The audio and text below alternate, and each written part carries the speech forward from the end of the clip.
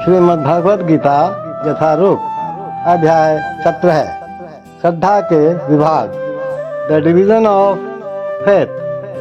श्लोक 10।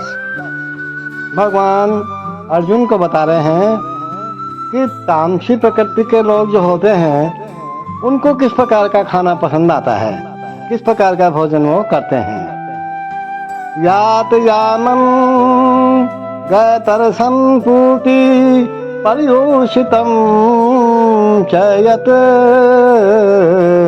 उच्छिष्टम् अपि च मेध्यं भोजनं तामस प्रियम्। यात यामं गतरसं पूति पर्युषितं च यत् उच्छिष्टम् अपि च मेध्यं भोजनं तामस प्रियम। भगवान कहते हैं कि खाने से 3 घंटे पूर्व पकाया गया स्वादहीन, वियोजित एवं सड़ा, झूठा तथा अस्पृश्य वस्तुओं से युक्त भोजन उन लोगों को प्रिय होता है जो तामसी होते हैं। देखो, आहार जो होता है ना, जो भोजन होता है, उसका उद्देश्य क्या होता है? आयु को बढ़ाना, मस्तिष्क को शुद्ध करना और शरीर को शक्ति पहुंचाना। इसका यही एकमात्र उद्देश्य होता है।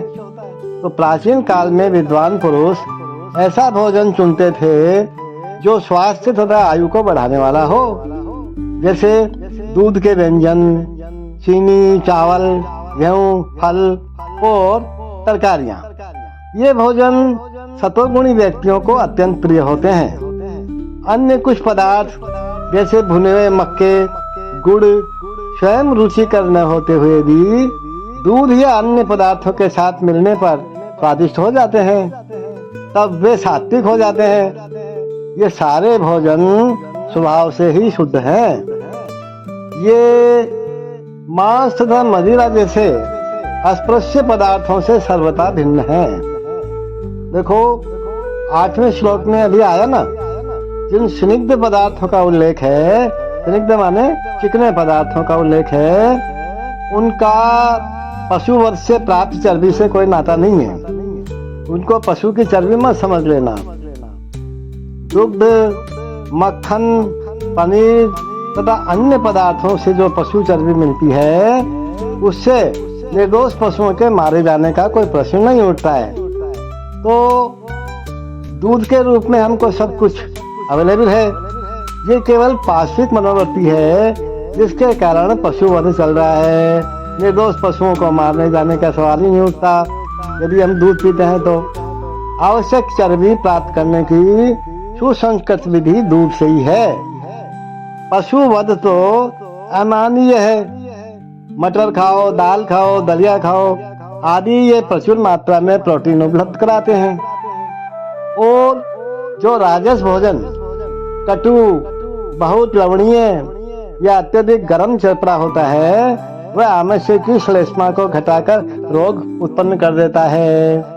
और तामसी भोजन अनिवार्यतः बासी होता है।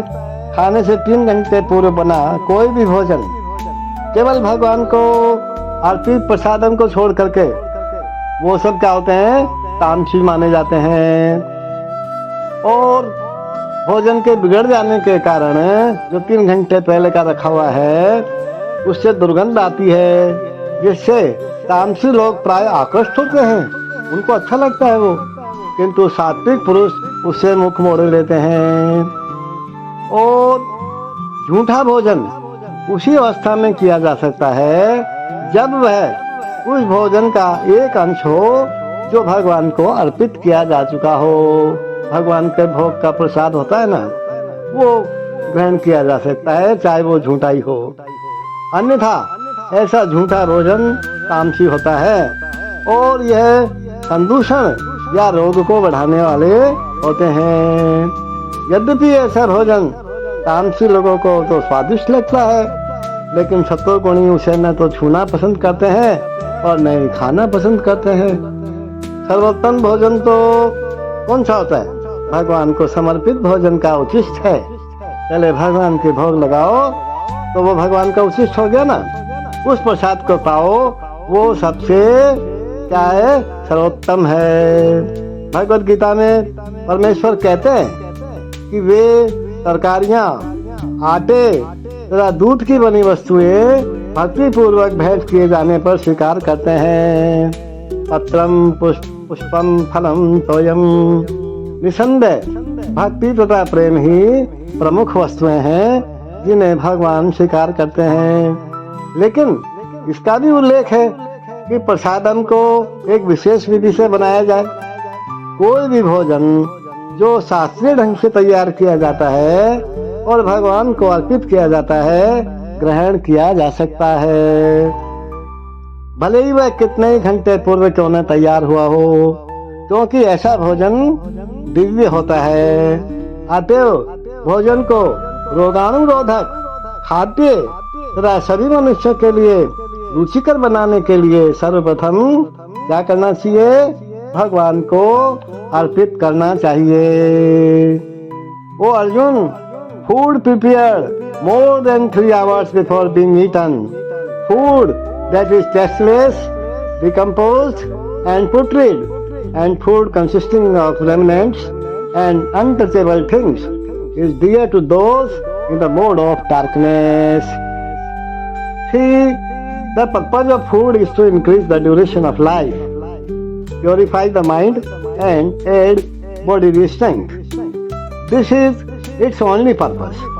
In the past, great authorities selected those foods that best aid health and increase life's duration, such as milk products, sugar, rice, wheat, fruits, and vegetables. These foods are very dear to those in the mode of goodness. Some other foods, such as baked corn and molasses, while not very palatable in themselves, can be made pleasant when mixed with milk or other foods. They are then in the mode of goodness. All these foods are pure by nature. They are quite distinct from untouchable things like meat and liquor. Fatty foods, as mentioned in the 8th verse, have no connection with animal fat obtained by slaughter. Animal fat is available in the form of milk, which is the most wonderful of all foods. Milk, butter, cheese, and similar products give animal fat in a form which rules out any need for the killing of innocent creatures. It is only through brutally that this killing goes on. The civilized method of obtaining needed fat is by milk. Slaughter is a way of subhumans. Protein is amply available through split peas, dal, whole wheat, etc. Foods in the mode of passion, which are bitter, too salty, or too hot, or overly mixed with red pepper, cause misery by reducing the mucus in the stomach, leading to disease. Foods in the mode of ignorance or darkness are essentially those that are not fresh.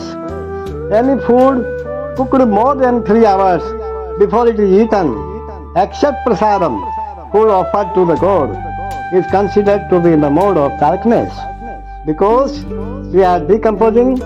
Such foods give a bad odor which often attracts people in this mode, but people say those in the mode of goodness. See, remnants of food may be eaten only when they are part of a meal that was first offered to the Supreme Lord or first eaten by saintly persons, especially the spiritual master. Otherwise, the remnants of food are considered to be in the mode of darkness and they increase infection or diseases. Such foodstuffs, although very palatable to persons in the mode of darkness, are neither liked nor even touched by those in the mode of goodness. The best food is the remnants of what is offered to the Supreme Personality of Godhead. In Bhagavad Gita, the Supreme Lord says that He accepts preparations of vegetables, flour and milk when offered with devotion. Patram, Pushpam, Phalam, Toyam. Of course, devotion and love are the chief things which the Supreme Personality of Godhead accepts. But it is also mentioned that the prasadam should be prepared in a particular way. Any food prepared by the instructions of the scripture and offered to the Supreme Personality of Godhead can be taken even if prepared long ago, because such food is transcendental. Therefore, to make food antiseptic, eatable and palatable for all persons, one should offer food to the Supreme Personality of Godhead. Hare Krishna, Hare Krishna.